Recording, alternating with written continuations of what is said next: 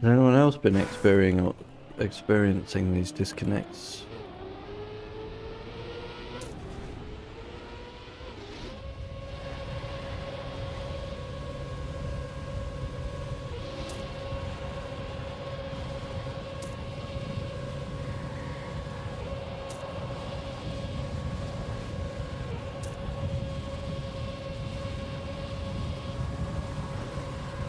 Bonk.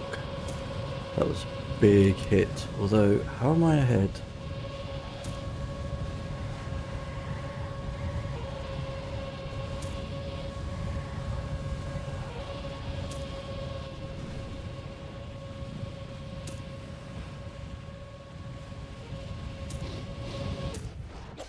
Hey T! Has anyone else been experiencing? In this start section, we're just aiming for clean driving lines close to the inside edges of these corners so that we don't lose any speed in the build up to all the full speed after the red booster.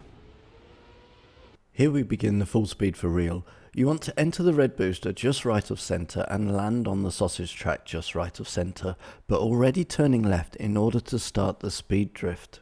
To ensure that you are gaining speed during a drift, you need to have the tyre mark separated as a specific distance for the speed the car is travelling. I've placed a small chart on screen so that you can see what that distance is, and you can compare how good or bad my SDs were. I would like to have been a lot wider to the right here to get one continuous SD all the way into the turnover, but because I was quite inside left, I did a flick to the right to get another small SD to compensate. Aim the car up and to the right of this turnover to keep it under control for the exit. We are going to begin a series of 4 quick speed drifts just as the dirt finishes. So as the dirt finishes, tap right to small drift to the right, then quickly left to drift to the left. And then you can do 2 more that did not trigger for me on this lap. One to the right to drift slightly down the slope towards the wall, avoiding any possible airtime over the slope.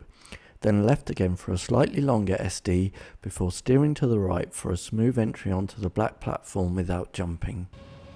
Climb the slope for the wall ride earlier than I did here, then stay low and horizontal so that you can also exit smoothly without uncontrolled sliding. Bonk. Stay right here to avoid airtime as the plastic transition block is slightly raised. Stay right in the loop but slightly angled to the left in order to aim the car just left of the checkpoint at the end of the plastic. Ahead. Tap right just before the end of the plastic to do another small SD onto the road section. Climb the slope for the wall ride early and stay low and horizontal to avoid any uncontrolled sliding before exiting the wall ride in an SD down the slope. Turn into the right just left of centre of this first patch of dirt. As the dirt section ends, steer sharply left off the barrel roll into another small SD to the left on the road section. I also tried one more cheeky flick to the right then left here, hoping to get in another couple of small SDs.